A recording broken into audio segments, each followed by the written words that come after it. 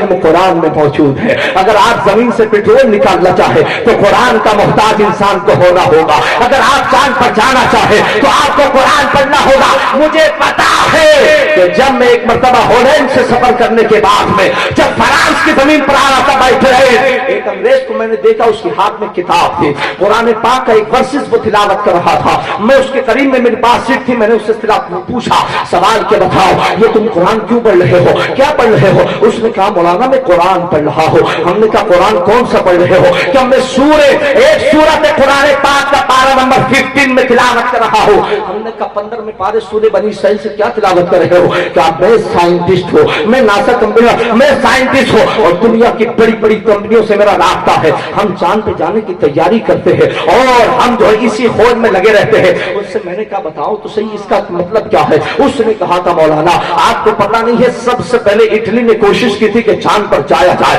Italy ناکام ہو گیا تھا. اس سے پہلے جرمن نے کوشش کی تھی, جرمنی ناکام ہو گیا تھا. امریکہ کی ناسا کمپنی نے جو ہے اس بارے میں کوشش کی تھی چاند پر جایا جائے, انسان ناکام ہو گیا تھا. انسان کا بھی پتہ نہیں تھا, مشین کا بھی پتہ نہیں تھا. انہوں نے سوچا کہ چاند پر آخرکار پہنچا کیسے جائے گا, جایا کیسے جائے گا. تو کہا مولانا ہارورڈ یونیورسٹی کے پروفیسروں نے میٹنگ کی تھی اور کہا تھا کہ اگر اس تک جانا ہے تو قرآن کو پڑھنا پڑے گا. ہم نے کہا قرآن کو کیسے پڑھے گا اور وہاں تک آسمی انسان چاند تک پہنچ جائے گا؟ اس نے کہا ہاں قرآن تک, قرآن کے ذریعے انسان پہنچ جائے گا. ہم نے کہا کیسے؟ اس نے کہا جب ہارورڈ یونیورسٹی کے لیکچرار نے میٹنگ کی تھی اور میٹنگ کرنے کے بعد انہوں نے کہا تھا کہ اگر چاند پر جانا ہے تو بائبل راستہ نہیں بتائے گی, دنیا کی سائنس اور مشینیں راستہ نہیں بتائے گی, دنیا کے ریڈار کا راستہ ختم ہو جاتا ہے, سائنس اور ٹیکنالوجی جو ہے انسان کی گھٹنے ٹیک جاتی ہے. اگر آپ کو جانا ہے تو محمد پر نازل ہونے والی کتاب قرآن پاک کو پڑھیے گا. اللہ اکبر. اس نے کہا تھا کہ جب سارے لوگوں کی میٹنگ ہوئی اور میٹنگ ہونے کے بعد انہوں نے کہا قرآن کو اٹھاؤ, قرآن کو اٹھایا گیا. اٹھانے کے بعد کہا گیا اس کا پارہ نمبر 15 کھولو. 15 کھولنے کے بعد پہلی آیت ہے سبحان الذی اسری بعبدہ لیلا من المسجد الحرام الی المسجد الاقصی, کہ اللہ نے اپنے حبیب کو معراج کی رات مسجد حرم سے اٹھایا اور اٹھانے کے بعد بیت المقدس بلایا اور بیت المقدس سے آسمانوں کا سفر کرایا تھا.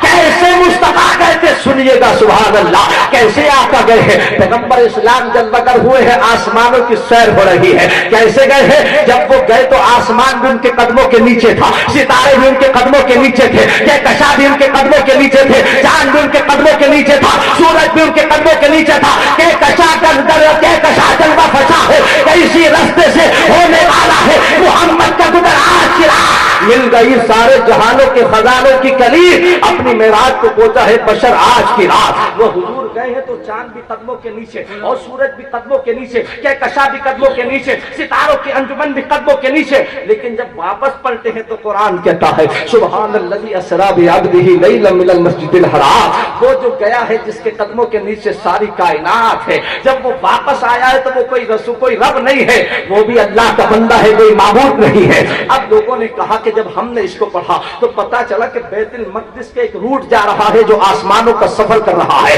جو چاند تک پہنچا رہا ہے, جو سورج تک پہنچا رہا ہے. ہم نے اپنے سیٹلائٹ تیار کیے, اپنی مشینیں تیار کی اور کرنے کے بعد جب قرآن کے راستے سے انسان کو چاند پر بھیجا گیا تو انسان پہنچنے میں بھی کامیاب ہوا. ہم نے کہا قرآن اللہ کی وہ کتاب ہے جس کا چیلنج ہے تبیان لکل شیء, جس کے اندر ہر چیز کا روشن بیان موجود ہے. ایسے قرآن کے ماننے والے ہم ہیں اور ماننے کے ساتھ ساتھ اسی قرآن سے دور بھی ہم ہی لوگ ہیں. قرآن ہمارے سینوں میں نہیں, قرآن ہمارے پاس میں نہیں, قرآن ہماری طاقتوں میں سجا ہوا ضرور ہے لیکن ہمارے سینوں کے دل کی کھڑکیوں میں اس کی روشنی اجالا کچھ نہیں پہنچ رہا ہے. اس لیے یاد رکھیے گا یہ قرآن پاک ہی ہے جو ہر ایسی کتاب نہیں ہے جو خاموش کتاب ہو, بلکہ اپنے ساتھ ساتھ جو ہے زبان بھی رکھتی ہے, بولنے کی طاقت بھی رکھتی ہے, جواب دیتی ہے. کیسا جواب دیتی ہے؟ قرآن کا چیلنج کل بھی تھا, قرآن کا چیلنج آج بھی ہے اور قرآن کا چیلنج قیامت کی صبح تک رہے گا. قرآن نے اپنے ایسی بات نہیں کہ آج ہی قرآن کے خلاف کوئی آواز اٹھی ہو. قرآن کے خلاف سب سے پہلے آواز جب اٹھی تھی جب پیغمبر لے کر کے آئے تھے اور غار حرا سے اترنے کے بعد پیغمبر نے کہا تھا اے خدیجہ رب مجھ سے کہہ رہا, رب کی طرف سے پیغام آیا ہے اقرا بسم ربک الذی خلق خلق الانسان من علق اقرا وربک الاکرم الذی علم بالقلم. جب یہ آیت نازل ہوئی تھی لوگوں نے کہا تھا یہ محمد اپنی طرف سے کلام بنا رہے ہیں، اپنی طرف سے کلام بنا رہے ہیں، اس دور میں قرآن نے چیلنج کیا تھا، قرآن نے لوگوں کو للکار کر کہا تھا، فرمایا تھا کل ان استمعت الانس والجن الا ان یاتوا بمثل هذا القرآن ولو كان بعضهم لبعض ظهیرا۔ اے لوگوں اگر تم اس بات میں شک کرتے ہو، ڈاؤٹ ہے کہ یہ قرآن اللہ کی کتاب نہیں ہے، تو لاؤ تمام انسانوں کو جمع کر لیا جائے، تمام جناتوں کو جمع کر لیا جائے۔ یہ قرآن کا چیلنج کل بھی تھا، یہ قرآن کا چیلنج آج بھی ہے، اور یہ قیامت کی صبح تک چیلنج رہے گا۔ یہ نہیں کہا جا رہا کہ صرف عرب والوں کو جمع کر لیا جائے، نہ اور مان ٹائم کو جمع کر لیا جائے، امریکہ انگلینڈ ساری دنیا کو ملا لیا جائے، اور صرف انسان نہیں جناتوں کو بھی اپنے ساتھ ملا دو، اور ملانے کے بعد کل ان اجتمعت الانس والجن علی ان یاتوا بمثل هذا القرآن، لاؤ اس قرآن کی مثل ایک قرآن تم بنا کر کے لے آؤ، تمام جنات مل جائے، تمام انسان مل جائے، آپس میں ایک دوسرے کی مدد کرو، اور مدد کرنے کے بعد قرآن کی مثل قرآن لے آؤ۔ قرآن چیلنج کرتا ہے، لوگوں کی زبانیں خاموش ہو گئی تھی لیکن قرآن کا جواب نہیں لا سکے، تو لوگوں نے کہا تھا نہ اتنے بڑے قرآن کا جواب کہاں سے لایا جائے گا، 30 پاروں کا جواب کہاں سے لایا جائے گا، اتنی بڑی صورتوں کا جواب کہاں سے لایا جائے گا؟ تو قرآن پھر ہلکا کرتا ہے، نہیں پورے قرآن کا جواب نہیں لا سکتے تو نہ لاؤ، مگر لاؤ 10 صورتوں کا جواب لے کر کے آؤ۔ قرآن کہتا ہے ام یقولون افتراہ قل فاتوا بعشر سور مثلہ، لاؤ 10 آیتوں کا جواب لے کر کے آؤ، اگر تم سچے ہو تو 10 آیتیں لے آؤ، 10 صورتیں لے کر کے آؤ۔ پورے قرآن کا جواب نہ لا سکے تو قرآن نے چیلنج کیا 10 صورتیں لے کر کے آؤ۔ جب 10 صورتیں نہ لا سکے تو قرآن پھر بولا اچھا 10 صورتیں بھی نہیں لا سکتے ہو تو لاؤ ایک ہی صورت کا جواب لے آؤ۔ ام یقولون افتراہ قل فاتوا بسورۃ مثلہ، لاؤ ایک ہی صورت کا جواب لے آؤ۔ اندازہ کرے قرآن پہلے کہہ رہا پورے قرآن کا جواب لاؤ، پھر کہا نہیں پورے کا نہیں لا سکتے ہو تو 10 صورتوں کا لے کر آؤ، اگر 10 کا بھی نہیں لا سکتے تو ایک ہی کا لے کر کے آؤ۔ پھر قرآن کہتا ہے اگر ایک تمہیں صورت بڑی لگ رہی ہے تو چھوٹی سی صورت کا لے آؤ۔ کیسی صورت کا؟ لاؤ سورہ کوثر کا لے آؤ، لاؤ اس کے آگے سننے انا اعطیناک الکوثر کا لے آؤ، لاؤ والعصر کا جواب لے آؤ، سورہ اخلاص کا جواب لے آؤ۔